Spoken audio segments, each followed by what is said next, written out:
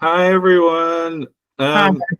So if you're watching this in the right order, you will already know everything that this slide means. And by right order, actually that's not true because as much as David might like to think that I am now famous, many people in the world do not know what Pánkáshku is. So yeah, what is this? Why are we here? Why are we here? Also, should we say welcome to these people? Not at the end? Yeah, let's get the welcome in before the end of the video. Yes. I mean, actually, even a welcome back, everyone. Welcome back, because of course you knew you watched the previous video that I was going on about Yapslao, a language that me and Jake created together. Yeah, and now it's time for some good conlanging that I made by myself. Correct. So this is the 2024. I just put Conlang Relay. I should have put YouTube on here. But anyway, none of the other ones matter. Not even the other one that we've had here on this channel. Nope. Go and watch that if you are interested after you've watched this video, because I will be checking the analytics. Yeah, and like relays are fun. They're good to organize. They're cute. So who is in this relay? George Corley of Tongues and Runes fame and Conlangery podcast even more fame has set this up. The Blaradon. Blaradon, let's go. As we know him, the Don of YouTube conlangers, David J. Peterson, a lesser known conlanger who hasn't done anything of note. Nope. Angmashwa, heard of that man. YouTube conlanger, Jesse Peterson, the most beloved conlanger of the YouTube space. Quite so. And if you think differently to that, you're wrong. And Miles. It's me. Hi. And many, many more. So. If I put all of the names in this bullet point format, you wouldn't get all of them on. And George probably has gone through us all anyway at the beginning. So let us start at the beginning, for it is a good place to start. And actually, this isn't the beginning because this is leg 8. Yeah. So Miles, you were leg 3. Leg 3. Although, does George's count as a leg? And now, did I count George as a leg? Anyway, there has been some change. We're going to Diogenes this leg. So this is what I got. I have no idea what the title means because I tried to translate it and I couldn't find the words. You got a title? Yes, there's a title. This bit at the top after the Dorini. Sorry, it's Dorini. Dorini. It's with a vela approximant. Dorini. Yeah. Okay. So we lalebi papa yijani tadonopa. Although now I'm like, that is a J, I think, but now I'm not sure. I'm now, yeah, because the shirt is normal. Okay, cool, all good. I don't have to read it out. I started practicing and then I remembered that. Some cool things that the Dorini does is it has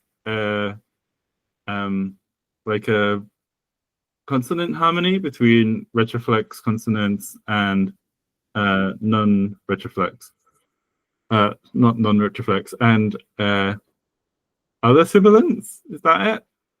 And now I'm not sure whether the shirt, no, because the shirt is distinct to the.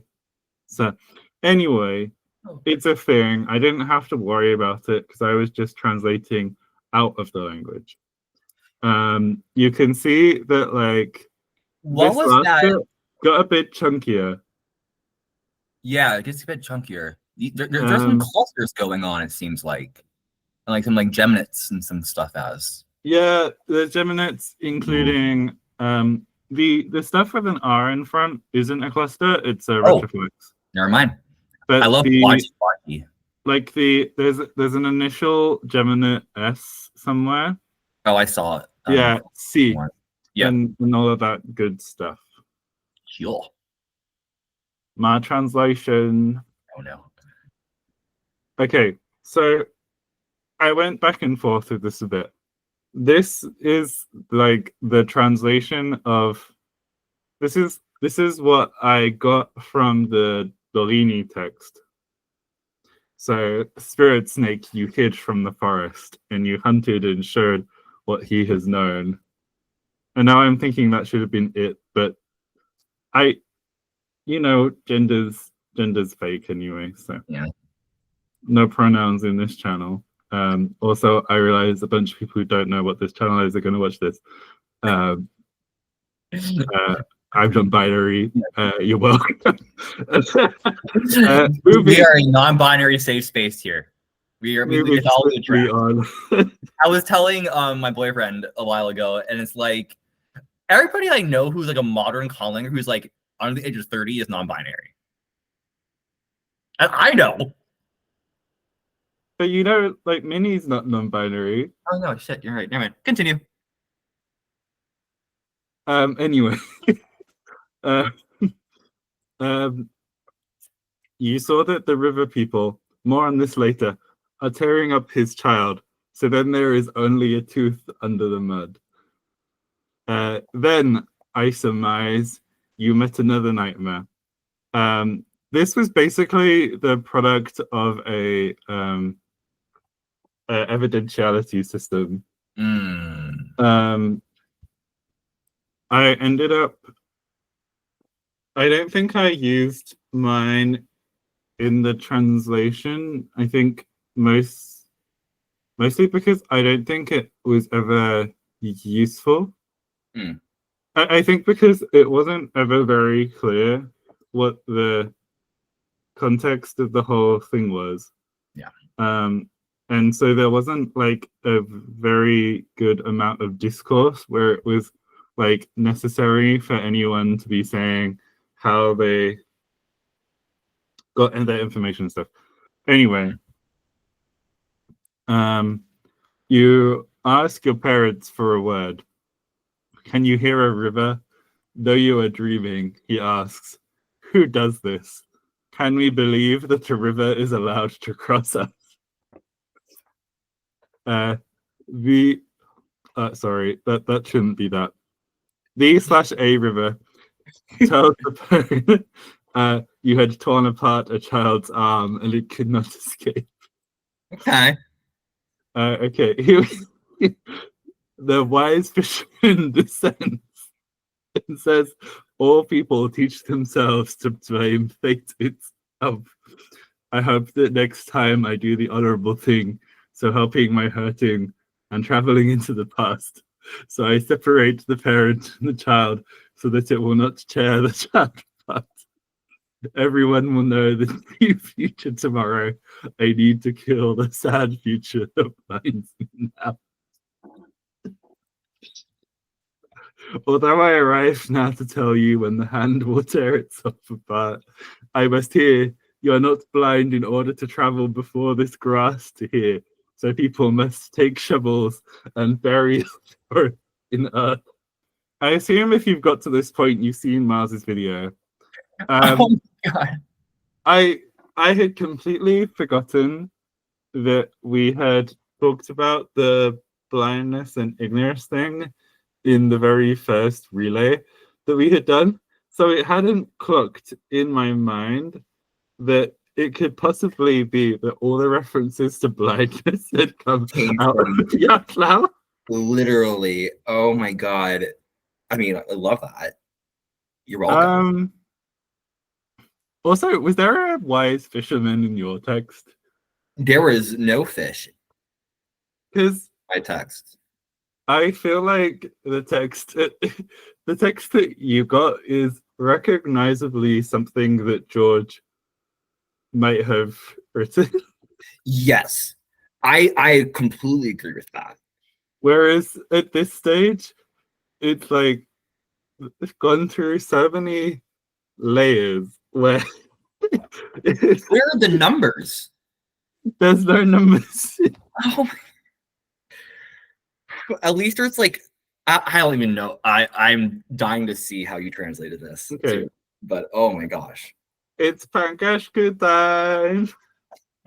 Oh, and here we have a little what my Peruvian friend called an arañita bebé. Oh. So Pánkáshku is a language that I developed for Sony's Madam Web, the critically unacclaimed. They didn't use it, and I thought, why not put it into this? So here we go. Mukru kashto kushto wo pituspo ani songaskaspo wongativo ani hu ori usangokma aningo sakma pacho oto ipku upnyomi ikapku. I will admit that going back like a few months later, I'm like, why did I put this whole "you planted the forest" thing in? I think it was because, like, there's in Amazonian cultures there are a few myths that are talking about how the anaconda is like one of the principal kind of forces that produce the forest. And I never wanted to take from specific cultures is kind of the wrong thing, because I certainly took ideas from them. Generally not ideas, more like phonetic stuff. The grammar is kind of, I guess it leans very much onto what I know from like SOV, SOV kind of organized, like is that left branching or is it left branching? No, this is the right branching. I don't know my left and right. I think that was what that was trying to do. Mukuru is in the vocative. That was fun. I was pleased that I got that in early on. And I was also pleased because I don't think this is a spoiler. I knew going into this that the person translating this is Kat Mistenberg, who is translating this into their language, Roptan. I think that's Roptan. right. Yeah, something like this. And part of that is that you have to put it through essentially classical Chinese. And I thought, I'm going to use the most iconic Amazonian snake possible and see how this ends up going into the next language. Maybe that was a bit too gamey of me, but I think it makes sense though. I think to have the anaconda was a good one. Yeah. Wikongwi erivo tivo quanta wotsu hoppo wa matsutsu. Sorry. Mastutsu. Tivo kayumu sipara ochina muvakensu pokwama. Tivo erimu inko ori ustakungo otsango matsungo sapima. Bushu no kwaka tungo ska aska ba sapiska. Abu aho hakikos rakukos pituso oho tabu spo sinakpo joya matsikikos yongon ori usansa isquikpu kwamiqui chiha abuho kiwa hakikos pituquikos 고와 뇨 유키 미뉴 하쿠이코스 요나속스고스 투투스피 뇨 우니꽉고 합두이 우응아 우초슈요 뇨 우티로 vapi 뇨 우사피 사프 소나카 냐쪼 무어 냐오탑 니짜쪼쪼. I don't think that was the best that I have read this out, but yeah. Yeah. So I talked about that. Yeah. One of the things that I found kind of funny with the translation is that there's this whole thing where, like, the word for forest seems to have come from the collective for books, and I really struggled to understand how Simulanga got there. But it really threw me through a loop when I was trying to like translate this, because I was like, it was talking about it was talking about knowledge, right?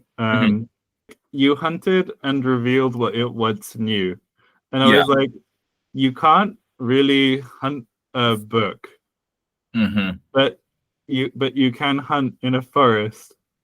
But forests, I thought it was more natural that the forest would know the stuff than the and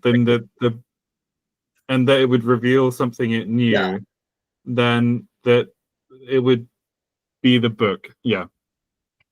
I think that part of the planting the forest thing was in order to foreground the subject so that I could reference it later on as well. And I did something with this this only a tooth in the mud thing. I'm gonna try and work out what exactly happened there, because it's like,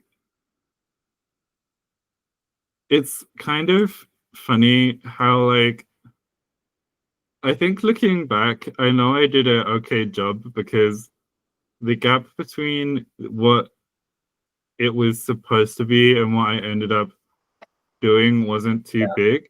But actually, I think that I did like change the order of stuff to an extent where it was kind of clear that I hadn't like taken the original and just kind of tried to do it as close as possible. There is only a tooth under the mud, whereas I didn't go for under. Yeah. Which, like, again, it's the sort of thing where I don't think I had a word for under in the language, but it felt like if it was locative mud, which is what the upnyomi is, I think that's fine, you know? I think that makes a lot of sense, because I mean, under is location. Yeah. It's not, yeah. This nightmare stuff was so weird. Was that in your text as well? No. No. It's like a very haunted nightmare. Like, it got dark, but like in a bit, my dark and your dark were two different darks. Yeah. Yeah. Sorry, did yours have a dead child in it?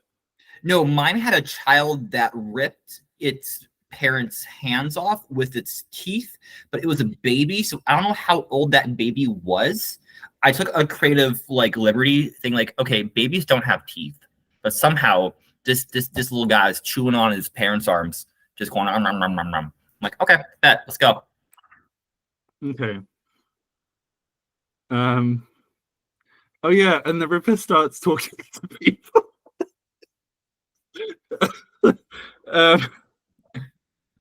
I feel like in my head the river canonically was like linked to the anaconda, and like the anaconda was symbolically like the river. Yeah, I see that interpretation. Yeah. Although maybe that's like a bit like East Asian perspective with like the whole dragons and rivers thing. Anyway. And then we have the fisherman guy. The descended from the ether. Woo, here he goes. Who is this? Like everyone will know. I love that so much. I'll just imagine it myself.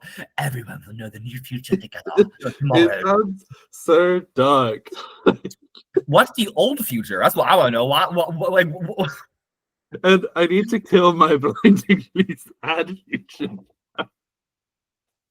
It's because the blindingly was how I ended up translating this, because I really needed it to become like a adverb.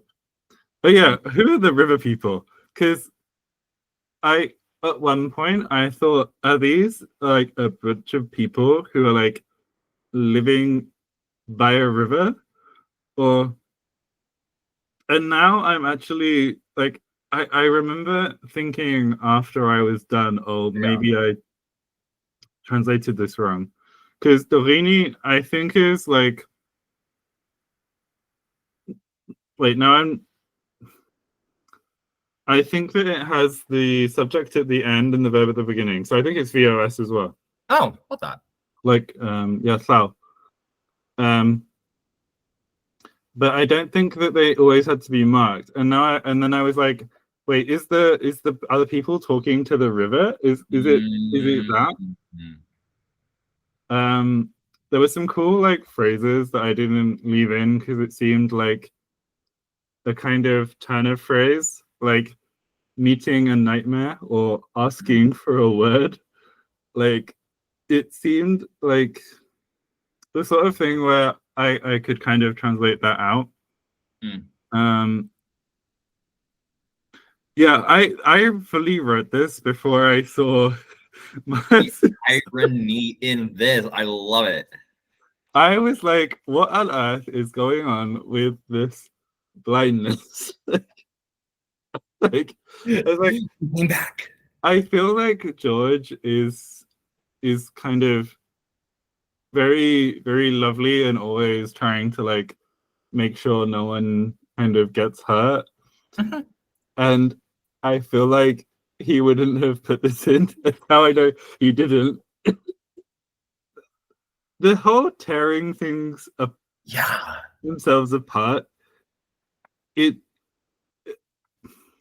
really don't know what happened. I don't know what happened there either. I just yeah. Great conclusion. I think that says it all. The story is just straight up disturbing, George. I can't blame George. Like I mean, I hope Yenzel saw my facial expressions to some degree, but my God, I don't think that they will have done if you haven't made the noises. No. If you get the camera now, you can do a dramatic recreation. It was like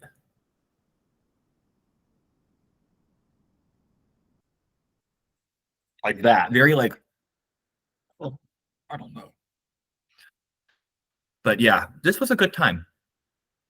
I'm trying to remember if there was anything in particular where it was like, I didn't know how to translate it.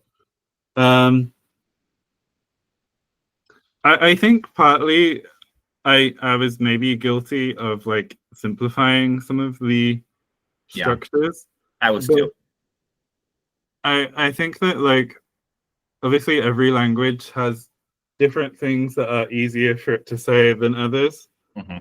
I think that it ended up working out okay.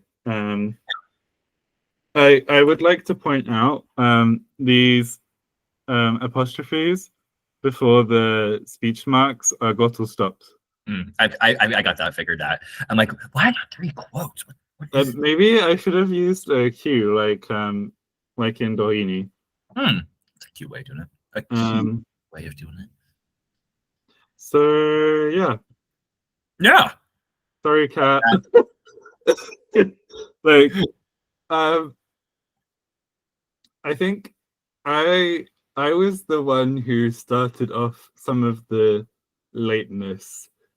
I feel like having seen what the text originally was and what it became, it did gain some complexity. Yeah, I would say so. I think it just like it was like a whirlpool. Like some things got lost, some things got gained, and it just kind of became this like spinning of complexity. I really believed at one point that there was time travel in the story.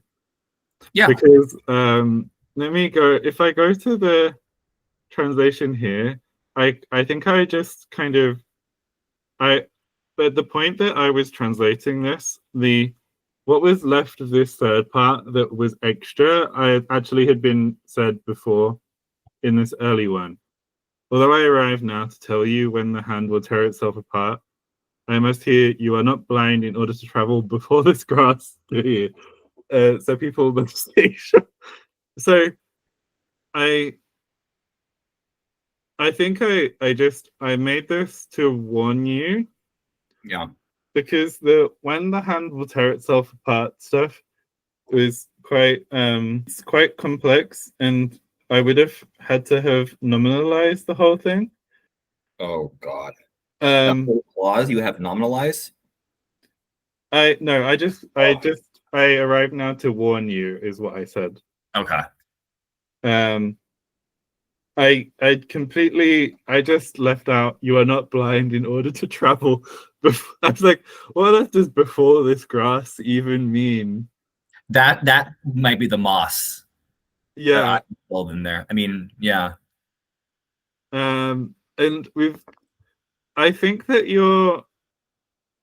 the take shovels thing must be from your Gui Baiki.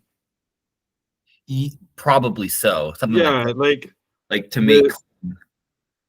I think the function of it as the causative or resultative in your words. Oh wait, I don't think I used ngui there. Oh. I use the optative. I used chi. Huh. Anyway. Yeah. Yeah. Yay! We're done. We did it. Oh, I shouldn't be just scrolling to everything. Anyway, I am so looking forward to seeing what Kat did with this. I'm terrifyingly excited, or excitingly terrified, whatever way you want to modify it. But it's going to be a cluster. I'm so excited. Yeah. So yeah. Bye. Yeah. All right, buddy.